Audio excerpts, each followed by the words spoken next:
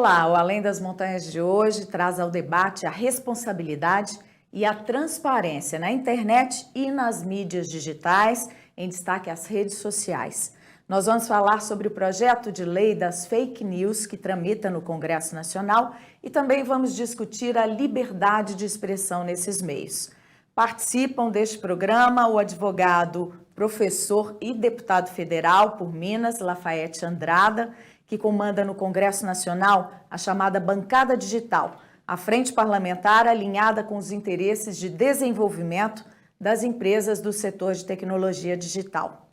Ao meu lado está o advogado Alexandre Ateniense, especialista em legislação sobre internet, um dos precursores do direito da tecnologia da informação no Brasil, que foi presidente da Comissão de Tecnologia da Informação da OAB Federal, representando a entidade em discussões no Parlamento, no Conselho Nacional de Justiça e nos tribunais. E ainda conosco está o promotor de Justiça do Ministério Público de Minas Gerais, Mauro da Fonseca Elovitch. Ele é coordenador do GAECIBER, o Grupo de Atuação Especial de Combate aos Crimes Cibernéticos. Muito obrigada pela presença de vocês aqui hoje na TVMP para participar desse debate aqui no Além das Montanhas. Bom, eu vou começar com uma provocação. Quero saber se a internet ainda é uma terra sem lei no Brasil, apesar do Marco Civil, né, que virou lei em 2014, e também da Lei de Proteção de Dados. Eu queria que o senhor começasse, doutor Alexandre. Olha, acho que essa fala ela vem se diminuindo com o passar do tempo. Como advogado de direito digital, a gente luta todo dia contra essa frase de que a internet é uma zona sem lei. A gente tenta enquadrar todos os fenômenos que acontecem com repercussão jurídica dentro da legislação vigente. O Marco Civil já completa quase 10 anos. E tivemos uma situação recente que veio à prova que alguns mecanismos de controle precisam ser aperfeiçoados, porque não basta você ter apenas uma lei que obrigue provedores a prestarem contas à justiça mediante a ordem judicial, mas também que em casos de exceção, como por exemplo ataques à democracia, ataques à exposição de crianças, tudo isso ainda prescinde de uma melhoria, sobretudo porque com a internet o cidadão é a própria mídia.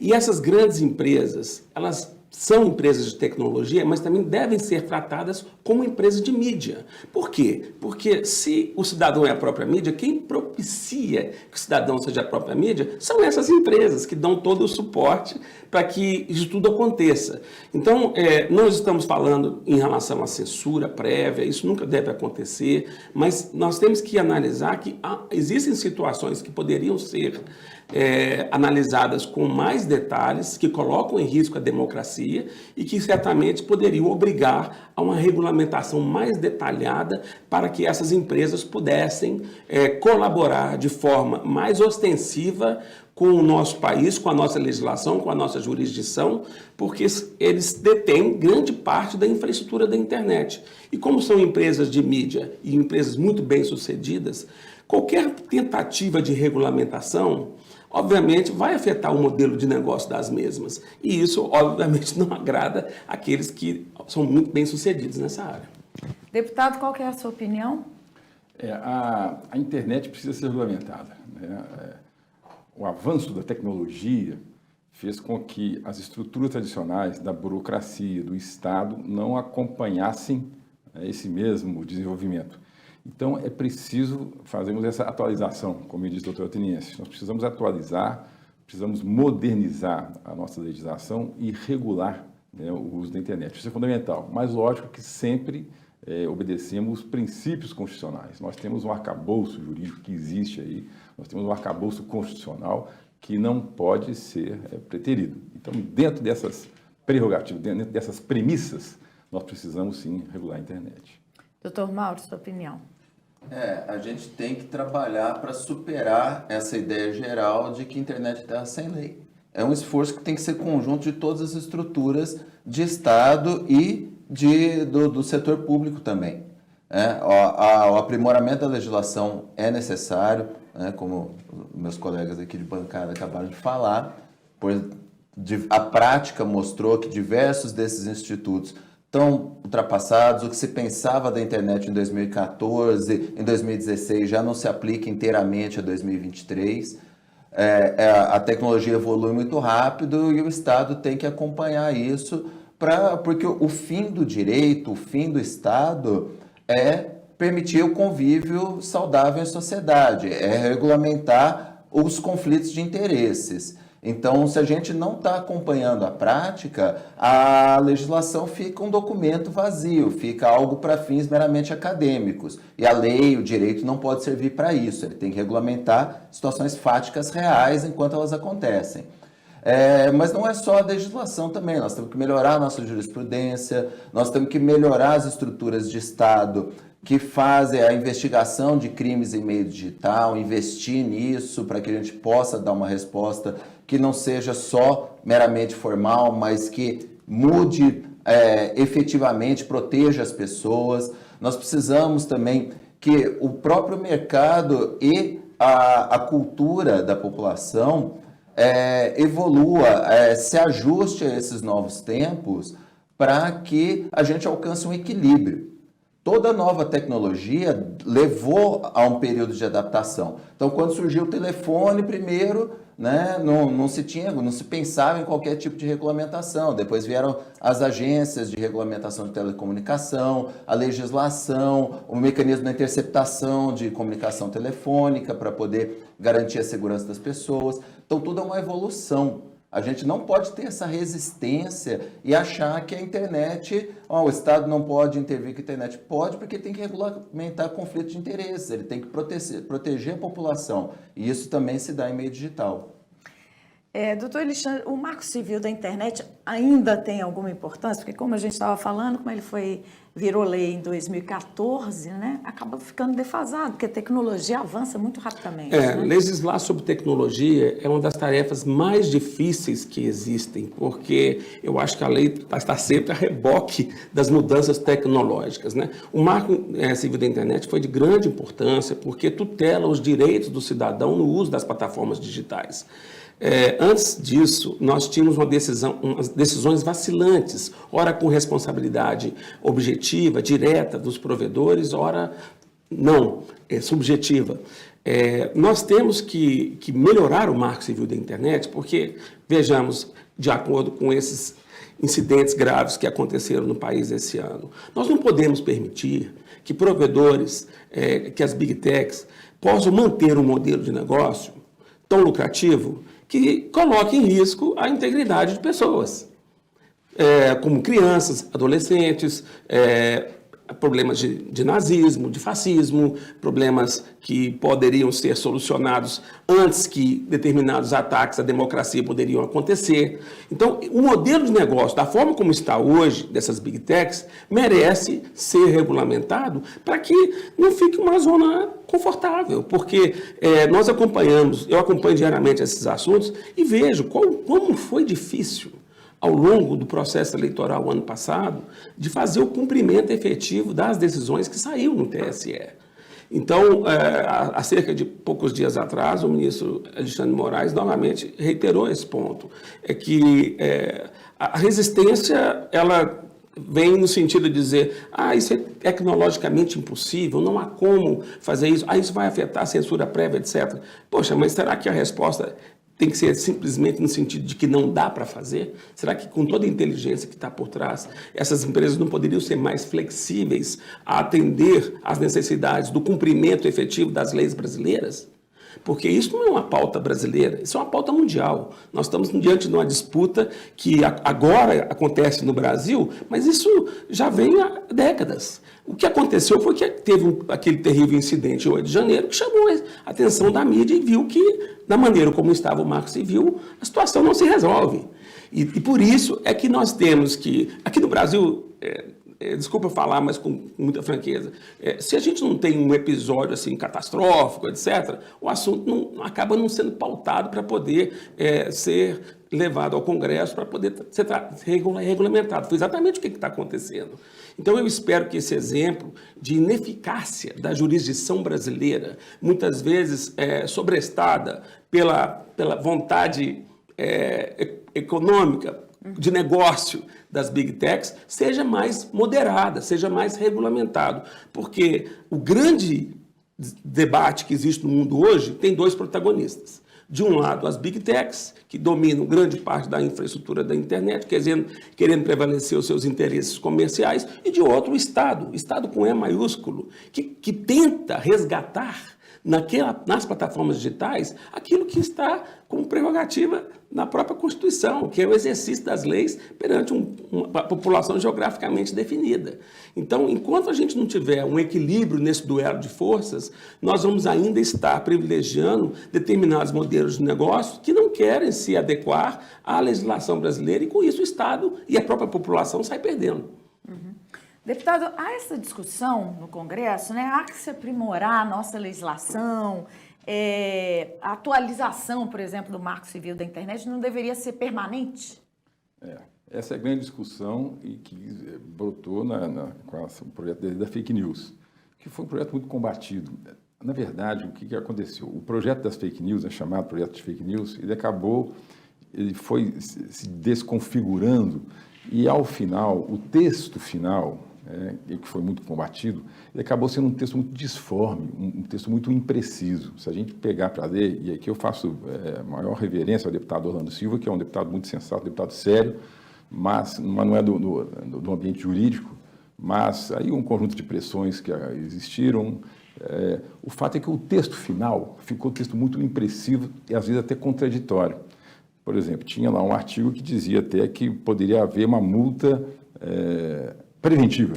Quando eu falar multa preventiva, você vai atravessar o sinal, você vai furar o sinal aí meio-dia. Então é uma multa preventiva, não é possível. Então, esqueceu-se que nós temos um arcabouço jurídico. Tentou-se dar naquele projeto... Que é o marco. O marco já Não, nós temos um marco. Serve como subsídio ou não? Está defasado? Está defasado, mas ele serve como subsídio, ele tem princípios importantes que precisam ser preservados, mas precisam ser atualizados e acrescentados itens novos. Mas nós não podemos esquecer que nós temos uma Constituição, nós temos um Código Civil, nós temos um Código Penal, então nós temos que obedecer às leis que já existem. Então, ao construir essa legislação do direito digital, sobretudo das Big Techs, da internet, nós não podemos esbarrar no que já existe, no Código Civil, no Código Penal e na Constituição. Então, a gente não pode querer dar para as Big Techs obrigações que são do poder público e são indelegáveis de acordo com a Constituição. Compete ao poder público. Por isso é que nós apresentamos um texto alternativo. Existe lá hoje um substitutivo, que eu sou autor dele, mas foi feito por um conjunto de deputados, que modifica totalmente a lógica daquele projeto da fake news. O projeto da fake news, que foi o citado, ele mirava especificamente em algumas Big Techs. O promotor está aqui e sabe bem disso. Quando você fiscaliza demais determinado tipo de crime, a criminalidade se esvai para outro tipo de crime. Eu fui secretário de Segurança, conheço bem isso também. E ali, aquele projeto como estava, ele estava mirando em algumas Big Techs. O projeto que nós propusemos, o alternativo, ele trata da internet como um todo. E deixando bem claro o que são obrigações do Estado e o que são obrigações delas, Big Techs, e que tem que ter. Nós temos que proteger as crianças, proteger os adolescentes no ambiente da internet. Nós queremos um ambiente limpo, é o que todo mundo deseja. Nesse projeto alternativo que nós apresentamos, nós estamos convocando as Big Techs, convocando as plataformas de internet para atuar junto com o Estado para combater a criminalidade. Isso é muito mais inteligente, muito mais eficaz. Aqui nós promotores dessa área digital. Se você tiver como apoio o Google te ajudando, você vai ser muito mais eficaz, obviamente, no combate à criminalidade. Então, é nesse sentido que nós apresentamos um projeto alternativo. Um projeto que preserva o que são, de fato, as obrigações do Estado e que são indelegáveis.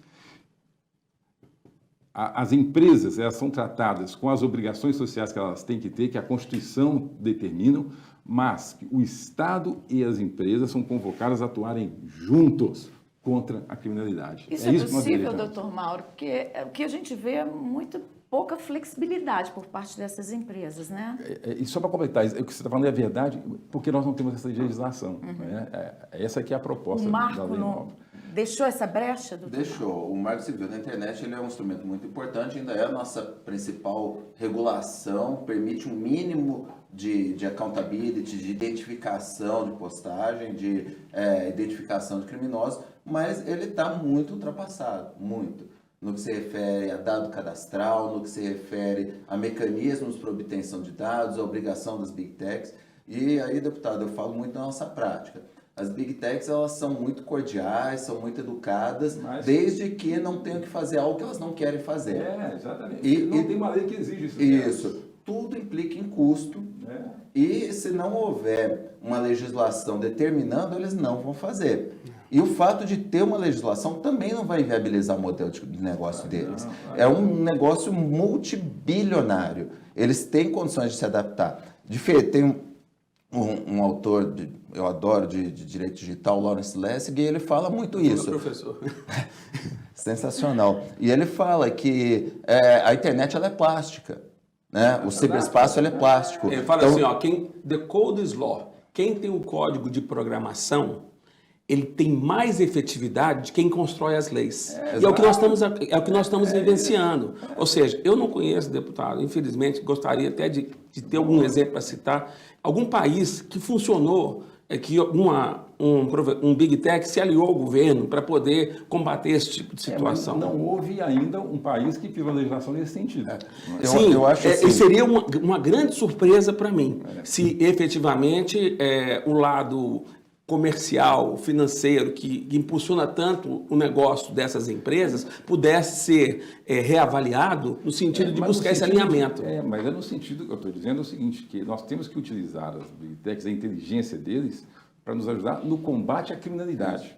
Isso eles não se opõem. É o que você falou, tem os interesses comerciais deles, nós todos sabemos que tem, e vão lutar para preservá-los, mas o que é importante para nós é que a internet seja um ambiente seguro, seja um ambiente limpo. E, para isso, trazê-los para colaborar na lei, isso é perfeitamente possível. Deles colaborarem no combate à criminalidade, é perfeitamente possível. A internet ela é regulável por diversos mecanismos. Um mecanismo só não vai funcionar só.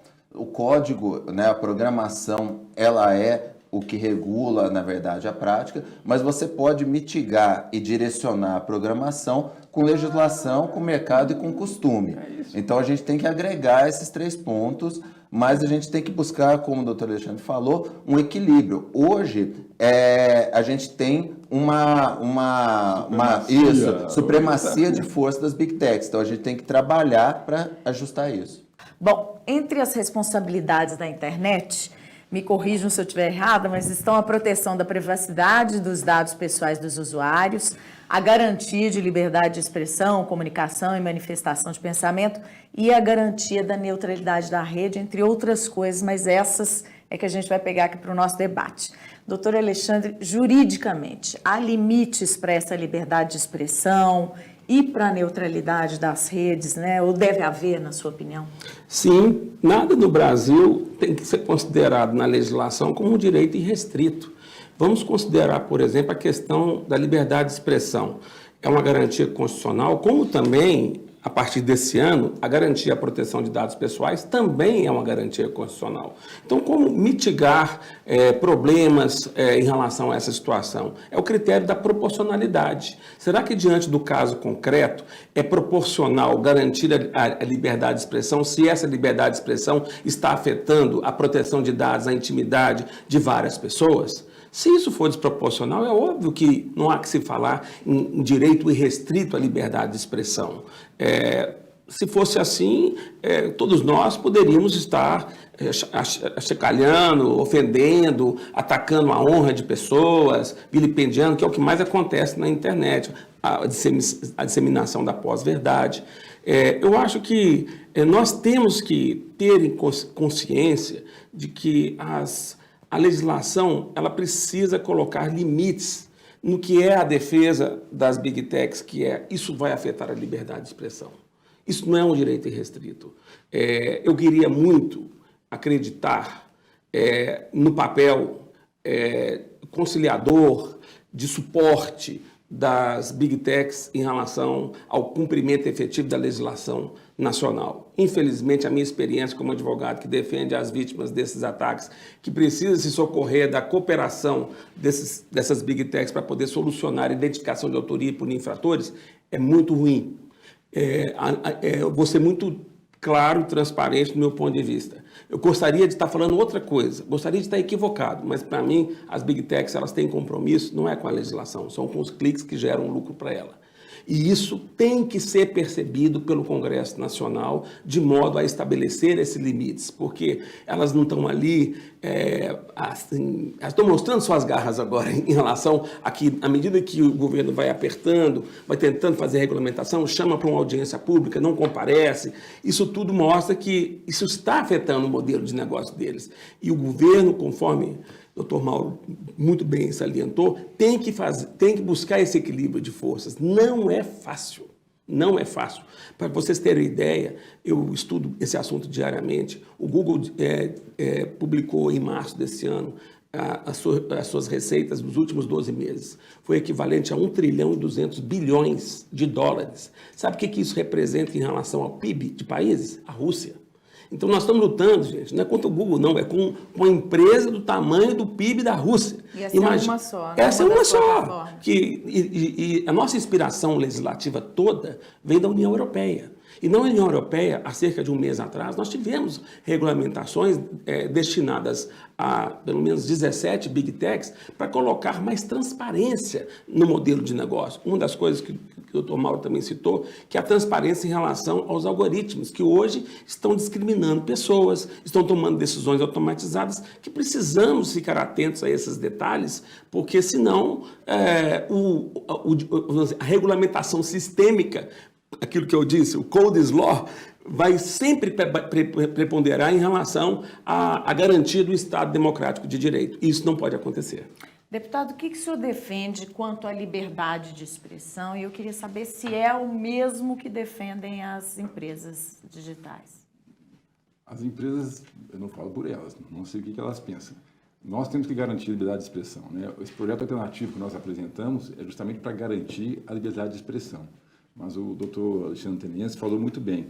Nós temos dois direitos fundamentais que se colidem, mas que são direitos fundamentais. Você tem o direito fundamental da liberdade de expressão, mas você também tem o direito de liberdade, o direito fundamental da honra, da intimidade, que são direitos fundamentais.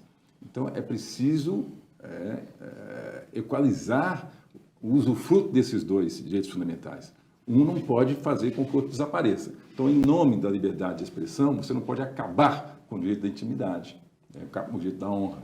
Mas também, em nome do direito da intimidade, do direito da honra, você não pode acabar com o direito de expressão. Então, é preciso fazer sopesar esses dois direitos fundamentais. Isso é muito difícil. Agora, o que é fundamental é que nós precisamos, sim, garantir que as pessoas tenham o direito de se expressar, de dizer o que pensam. Você não pode impedir que as pessoas expressem o seu pensamento. Mesmo quando for um pensamento fascista, nazista? Não, você não pode ofender. O Código Penal existe. Você não pode... As pessoas às vezes confundem e acham que no ambiente da internet o Código Penal não existe. O direito à honra está lá no Código Penal. Se você ferir a honra de alguém, não interessa como. Pode ser pessoalmente, como pode ser pela internet. Vai agir aí o direito penal. Então, o Código Penal existe para todo mundo, em todos os momentos, inclusive na internet. As pessoas às vezes confundem e falam, não, mas na internet é diferente. Não, na internet cada um é cada um. Cada um responde pelos seus atos. Então, a liberdade de expressão existe, como existe no jornal. No jornal, se alguém quiser falar alguma coisa, eu aqui agora, nesse programa, se eu falar uma besteira muito grande, eu vou ser punido pela besteira que eu falar. É isso aí que cada um tem que ser responsável por aquilo que fala. Nós tivemos esses dias uma advogada, que é representando uma comissão da OAB, me parece, que falou no Dia dos Namorados assim, eu adoro um crime passional, adoro quando... Dia dos Namorados, está aí minha sugestão, ó, não que seja para você cometer, mas se cometer, me liga. Quer dizer... É isso. Então, eu digo, o que há é que o direito, ele é para as pessoas, não é para as máquinas. Os crimes que acontecem na internet, eles são formados por alguém. O que nós temos é que buscar é punir esse alguém e impedir que esses crimes aconteçam no ambiente da internet. Então é preciso, sim, nós precisamos atualizar a legislação. Por exemplo, voltando aqui ao projeto, né, da fake news, que eu acho que estava mal elaborado. Ali, por exemplo, não exige o mínimo. Se eu desejo proteção das crianças e dos adolescentes na internet, como é que eu não vou exigir das plataformas todas elas, e na lei não permitia, e todo mundo estava resistente a isso. Falei, gente, é óbvio, você se cadastrar. Para eu criar um perfil no Facebook ou no Instagram, e hoje não é exigido, na minha lei eu proponho que seja isso, e no projeto da fake news não tinha, o mínimo que você tem que fazer é você se dizer quem você é.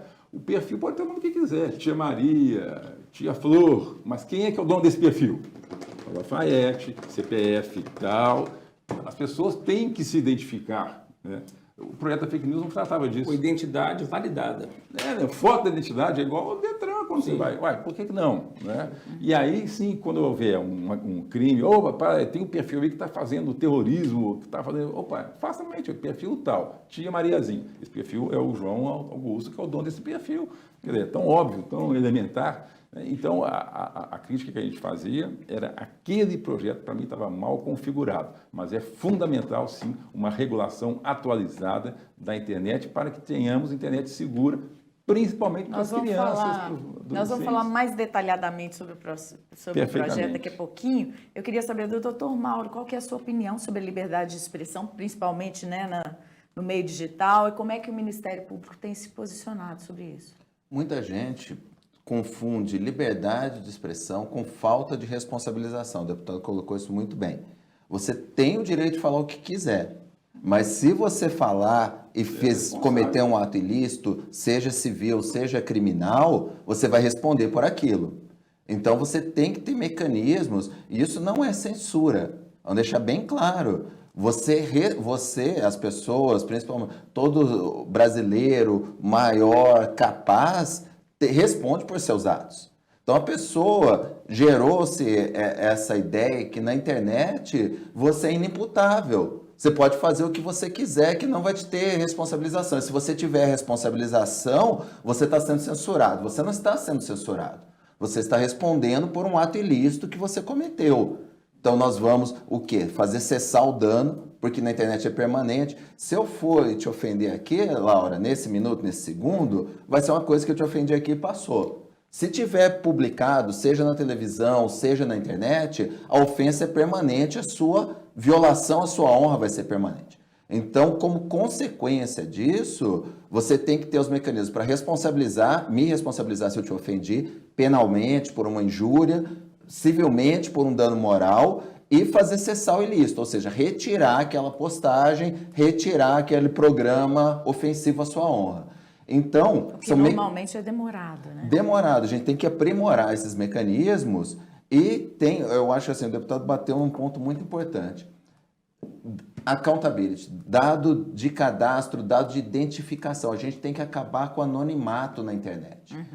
Não sei de onde que surgiu essa concepção pública de que na internet você tem direito ao anonimato. Ninguém tem direito ao anonimato. Está na Constituição. Exato. Justamente no próprio inciso que regula a liberdade de expressão, a Constituição fala... Vedado anonimato. É garantida a liberdade de expressão. Mas nesse caso, as Big Techs propositadamente não querem exigir essa identidade, porque se fosse assim, o número de usuários na rede seria muito menor. E não é só isso. Várias das empresas vendem o anonimato como produto. Com certeza. Por exemplo... Porque a tecnologia, de qualquer forma, propicia o anonimato. Sim, mas aí que está. Há uma tendência mundial de acabar com isso. Sim. Né? É preciso acabar. Porque não existe essa falta de identificação. Mesmo, vamos pegar novamente, trazendo aqui para o plano físico. Se eu chegar aqui, por exemplo, e furtar o broche do deputado, ele pode nunca ter me visto, pode não saber meu nome, mas ele vai saber chegar na delegacia e dar a descrição. Olha, era um homem cerca de 1,80 m, cerca de 40 anos,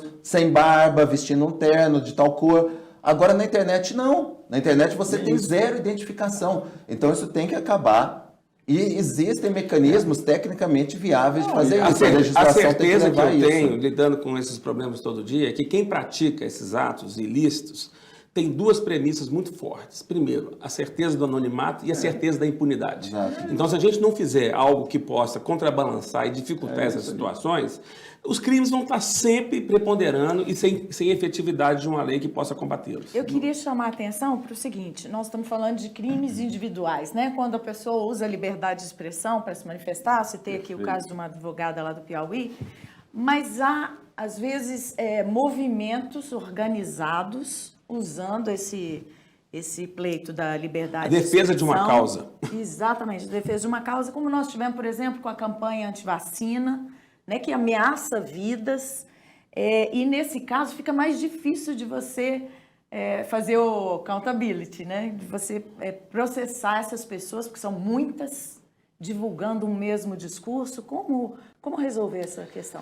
Primeiro há que se distinguir de uma mera manifestação de liberdade de expressão com uma campanha, né? Nós temos exemplos mundiais, como é o caso da Cambridge Analytica, que foi o mais emblemático de todos. Uma grande empresa com escritórios de representação, inclusive no Brasil, que era paga para poder defender causas a partir das plataformas digitais. Quais são os exemplos mais transparentes que nós temos? Tem um documentário fantástico, eu recomendo todo mundo assistir, que chama Privacidade Hackeada, que está no Netflix, é fantástico, explica com detalhes como é que funcionava o modelo de negócio da Cambridge Analytica, que era defender causas. Então, ele defendeu a causa da saída do Reino Unido da União Europeia. Brexit. Defendeu a causa da eleição americana favorável ao Trump, chegando a ter 43 referências de cada cidadão norte-americano para poder fazer pós-verdade contra a Hillary Clinton. E já atuava em diversos outros momentos eleitorais de diversos países. Doutor Alessandro, só para complementar, só para esclarecer uma coisa, né? Não é defender uma causa no sentido ideológico, não, eles eram pagos para direcionar a população para um determinado pensamento. É lógico, ninguém está fazendo isso numa ONG, é uma empresa que lucrava e muito com esse tipo de trabalho. Eles tinham uma solução, eram bancados por pessoas que defendiam essa causa, ganhavam muito dinheiro com isso. É bom que se mencione, por exemplo, que o Facebook, na época ainda chamava Facebook, recebeu a maior multa já aplicada na história, 5 bilhões de dólares, por ter favorecido e ter a Cambridge Analytica e não ter agido com transparência. Então vejam, esse mercado existe, esse mercado gera muito lucro. Essa empresa, ela foi identificada e encerrou suas atividades. Então nós temos que pensar que esse problema não acabou, que a vida digital é apenas a extensão da vida presencial. Então tudo isso que a gente está falando, desse combate às contas falsas, a captação de referências pessoais para poder fazer com isso direcionamento de vontades, de interesses, isso tudo é para poder, inclusive, mudar as vontades, os destinos políticos de uma nação. É possível fazer isso. O exemplo já foi dado. Então, o problema vai muito além de uma garantia individual, de uma censura à liberdade de expressão. Nós temos que ficar atentos que, se a gente não colocar limites para que essas empresas façam trabalho junto com outras Cambridge Analyticas, a população como um todo será afetada. E nós temos que... Os alertas já foram repassados. Cumpre a nós fazer as interpretações para estabelecer esse equilíbrio de forças. E a ideia também equivocada das pessoas que é censura quando você tira o post do ar. Só que se as Big Techs quiserem, ela censura, direciona o pensamento sem ninguém ficar sabendo. O algoritmo, ele diminui o alcance. Não é porque eu postei alguma coisa que todos os meus seguidores estão vendo. Eles podem dar 0 alcance. Ou podem vai ler, eu vou estar falando para a parede. Ou podem selecionar nichos de pessoas que são importantes para poder ter conversão na comunidade. Vão inundar o meu feed com uma opinião que eles querem montar e vão moldar o pensamento das pessoas. Exato. Então, tem que ter transparência algorítmica. Eles têm que responder, né? As pessoas têm medo da censura do Estado, mas aceitam e abraçam a censura pelas Big Techs. E o que acontece hoje, é isso aí. Hoje, as Big Techs, o que elas fazem? É o modelo de negócio delas, é o perfilhamento, né? Eles pegam as suas preferências e jogam para você propaganda daquilo que você gosta. Quer vender, é óbvio. Mas no que ela identifica as suas preferências, identifica também preferência ideológica, inclusive. E aí criam as bolhas. O que são as bolhas? Você só recebe aquilo que você gosta. Então, vou dar um exemplo aqui muito claro e prático. As últimas eleições, né? Bolsonaro e Lula, sem querer defender nenhum nem outro. O que aconteceu? Foram criadas duas grandes bolhas. Quem torcia para o Bolsonaro só recebia notícias boas do Bolsonaro. O Bolsonaro foi aplaudido não sei aonde, o Bolsonaro vai ganhar, e o Lula foi vaiado não sei aonde. Então, quem era bolsonarista tinha a certeza, a convicção que o Bolsonaro ia ganhar de balaiada, por causa do conjunto de informações que chegavam para ele. Mesma coisa quem torcia para o Lula. Quem era militante do Lula, que gostava do Lula, só recebia informações que o Isso Lula... favoreceu as manifestações contra o resultado das eleições. Não, aí o que aconteceu? Quem torcia pelo Lula só recebia notícias favoráveis do Lula, o Bolsonaro foi vaiado não sei aonde, o Lula foi aplaudido aqui, tinha certeza que o Lula ia ganhar de balaiada. Foram impulsionadoras de polarização no nosso país. Resultado, a eleição foi empatada, mas os dois grupos acreditavam que o seu candidato ia ganhar de balaiada. Sim. Então, isso aí é o quê? É uma bolha criada pela internet. E isso também é uma bolha comercial. Então, nós estamos hoje imersos nessas bolhas, que são a perfeição, que são os algoritmos, e daí a necessidade, sim, de haver um tipo de controle.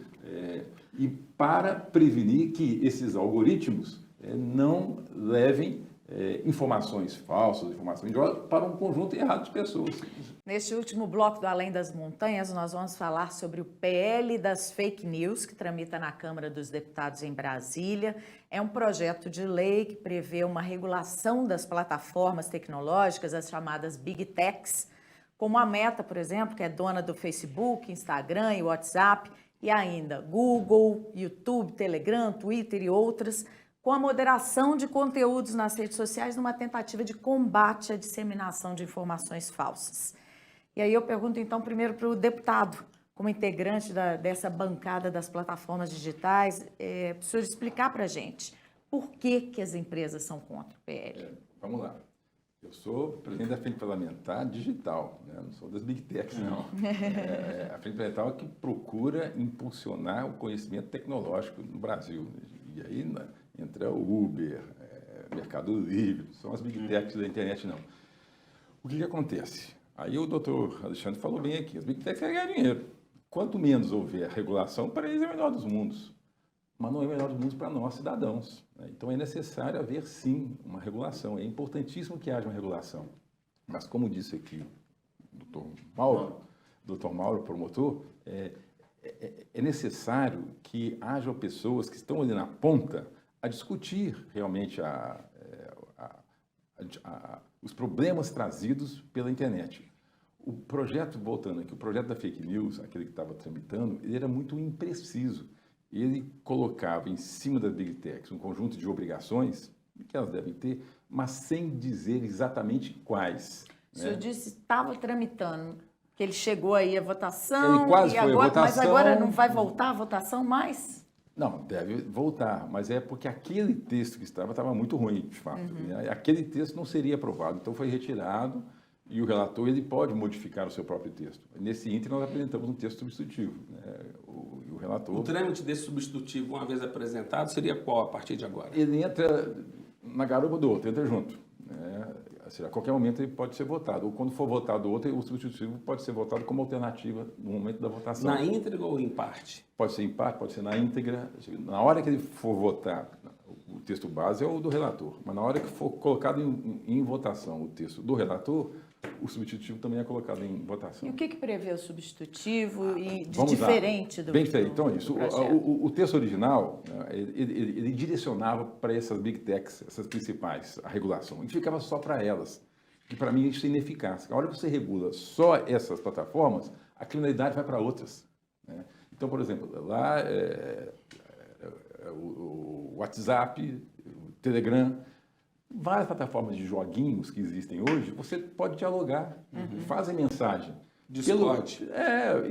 É um deles que não estaria alcançado naquele projeto do fake news. Que não tem sede no Brasil, só na Califórnia. Exato. Então, o que acontece? Por exemplo, mensageria. Né? Lá, porque ele fala, as plataformas têm mais de 10 milhões de usuários. Então, ia pegar o WhatsApp, o Telegram e Signal, talvez. Os outros não. Então, se essas plataformas já estão reguladas, eu passo a utilizar as outras que não estão. Então, no nosso projeto alternativo, né, o nosso substitutivo, não, gente, regula a internet, regula o tipo de serviço. O serviço de mensageria, qualquer pessoa que queira fazer, pode ser grande, médio ou pequeno, ele tem que obedecer esses critérios. Né? O projeto original não era isso, ele estava direcionado para algumas Big Techs. Né? Então, essa é uma diferença básica do nosso projeto. O segundo é que cria esse conselho, que é um conselho interdisciplinar, em que estão presentes o Ministério Público, o Poder Judiciário, a Polícia, o Congresso, as Big Techs estão presentes nesse conselho e que vão definir programas e metas que devem ser atingidas pelo Poder Público. São metas com parâmetros claros, né, que nós temos que atingir no sentido de combater a criminalidade na internet. O senhor acredita que as Big Techs vão concordar com isso? Mas se não concordar, sai do ar, paga multa, não tem, mas elas são convocadas, ou seja, elas vão participar do conselho também. Para elas é interessante, elas vão poder opinar também. Fala, gente, isso que eu quero fazer aqui, dá para fazer, isso aqui não dá, isso aqui dá para fazer assim, e vai ter que fazer. É um conselho, o conselho vai discutir. Agora é um conselho de especialistas, né, de pessoas que conhecem a fundo a matéria. Aí ela não pode falar, mas isso aqui dá, isso aqui não dá, não faz, porque não pode. Não, isso aqui é fácil de fazer. Né? Então, eu digo, mas é um conselho interdisciplinar em que elas também terão voz. Mas, a partir dali, o que é fundamental, a minha visão, né? As Big Techs têm um modelo de negócio delas. Elas não querem mexer no modelo de negócio, é claro. Nós queremos o quê? Um ambiente limpo na internet, um ambiente sadio. O que nós precisamos é ter um conjunto de metas positivas, né, que sejam palpáveis, de combate da criminalidade na internet. Então, por exemplo, para criar um perfil, você tem que se identificar. Você, quando compra um telefone celular... Além do IP, tem identificação física, né? Física CPF, da pessoa. Então, há um conjunto de critérios de segurança que elas terão que obedecer. Isso já a lei impõe. E há um conjunto de metas em que elas são convidadas, se não quiserem participar, vão ter dificuldades. Seriam restrições impostas para quem várias não restrições, mas elas seriam convidadas a participar desse... E elas querem, assim, a internet limpa, isso todo mundo deseja. Elas não são contra ter uma internet sadia, isso todo mundo deseja. Então, como vamos fazer isso? Vamos construir aqui um conjunto de metas. Né? E as que não se ambientarem nessas metas que forem criadas, tomam multas pesadas. Né? Então, o que é preciso fazer são metas positivas e claras. E qual que é a crítica ao projeto de lei? Que ela criou objetivos diáfanos, objetivos pouco claros. Né?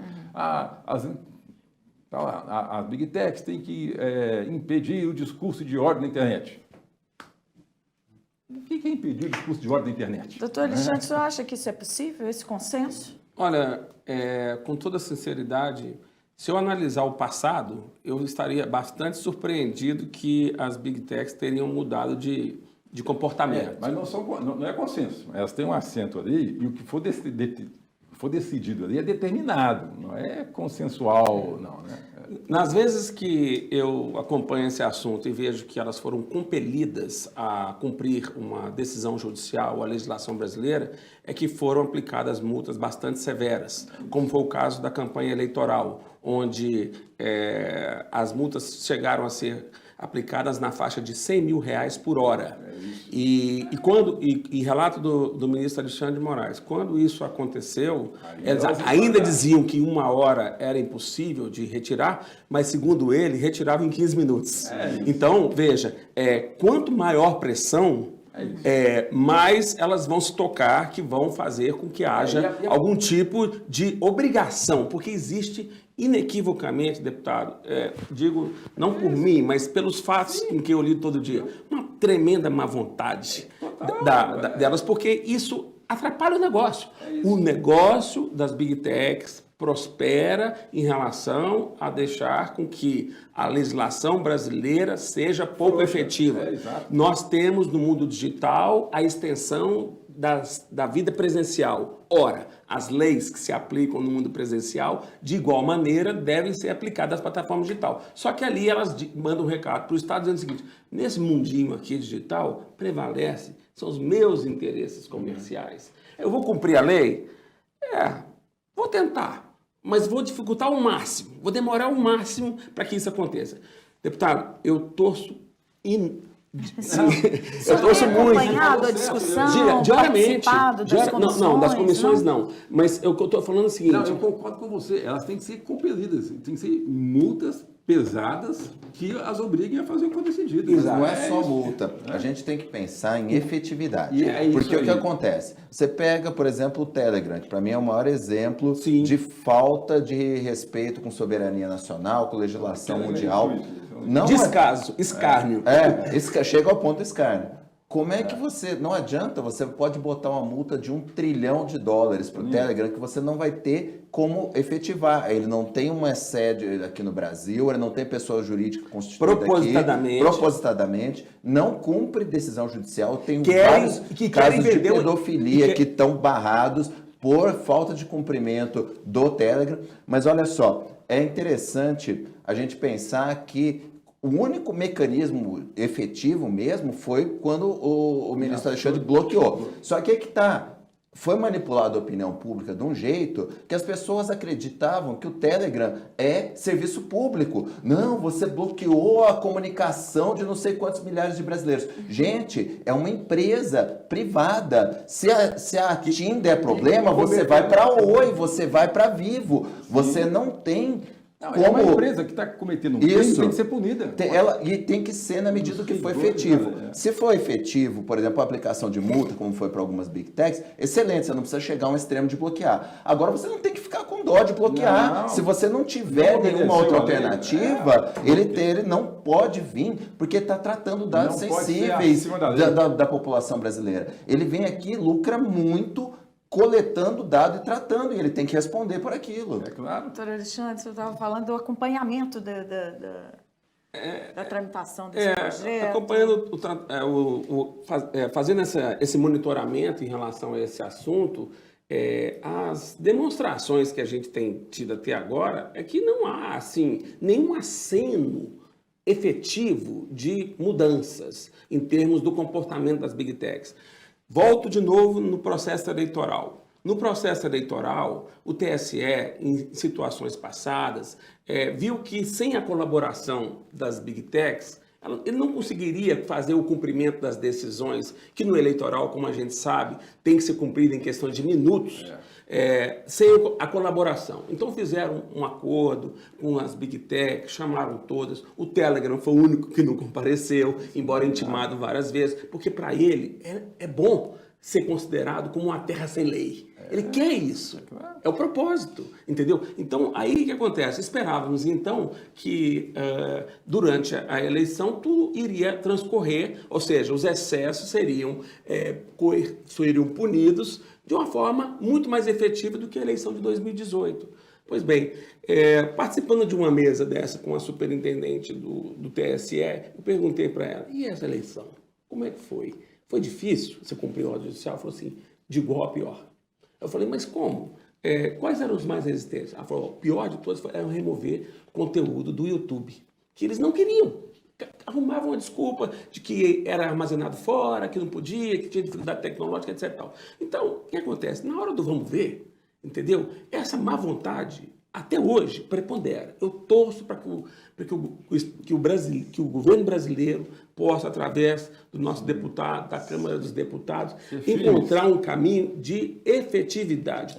O Brasil foi bastante elogiado no mundo quando criou o Marco Civil da Internet.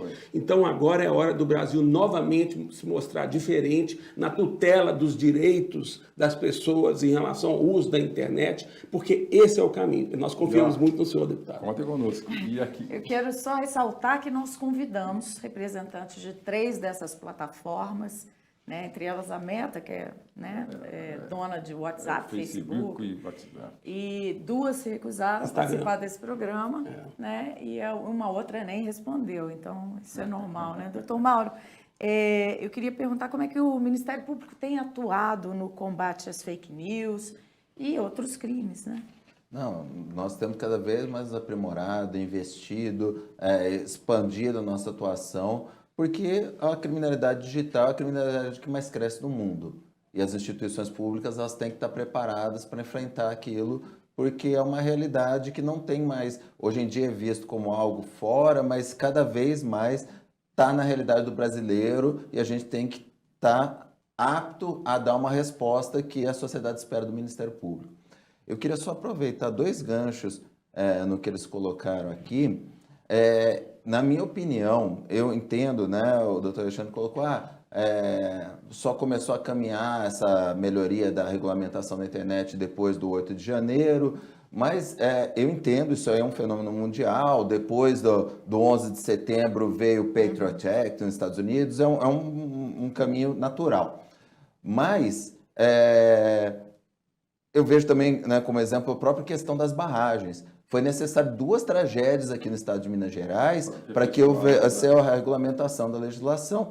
E, deputado, da mesma maneira, na época, as mineradoras não queriam porque ia afetar o modelo de negócio deles. Não, mas agora eu vou ter que secar, rejeito, ao custo, à tecnologia. Veio a legislação, eles se adaptaram. Então, assim, é uma mudança de meio de negócio e a sociedade não pode ficar refém das empresas.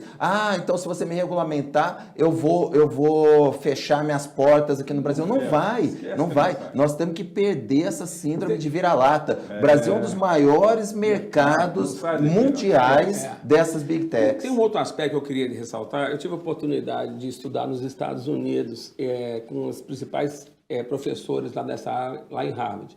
E um dos pontos da aula era o seguinte, a diferença do conceito de liberdade de expressão nos Estados Unidos com o Brasil.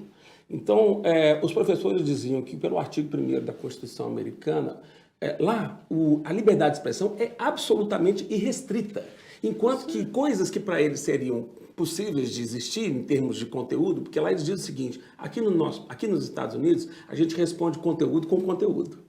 Então, e as pessoas que fazem um julgamento a respeito disso.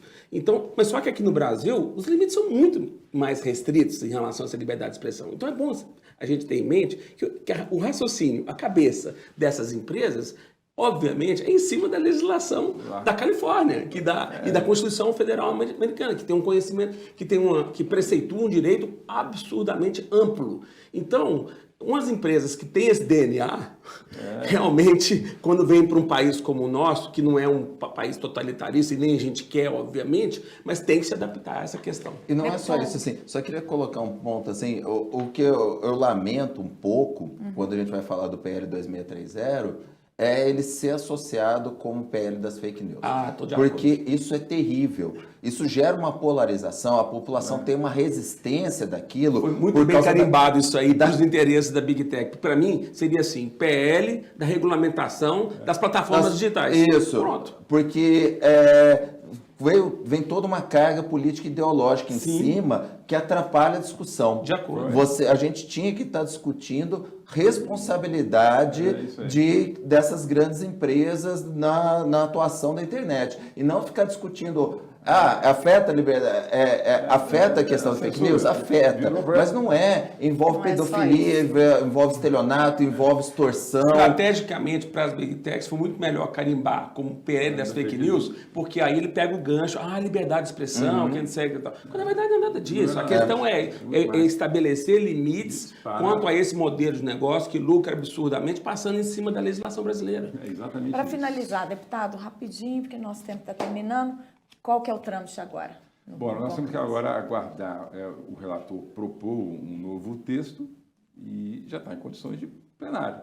Agora depende disso, é do relator propor um texto que a Câmara ache razoável. Aquele texto realmente merecia reparos, né? Então agora está no time aí do relator. Okay. Vai ser um objeto depois de um outro programa tão longo como esse, a inteligência artificial que está vindo aí, o chat GPT, que é um convidados para virem que é um troço ainda mais assombroso ainda do que isso tudo que está só começando. Está só começando. Bom, eu agradeço a presença de vocês aqui hoje para esse debate.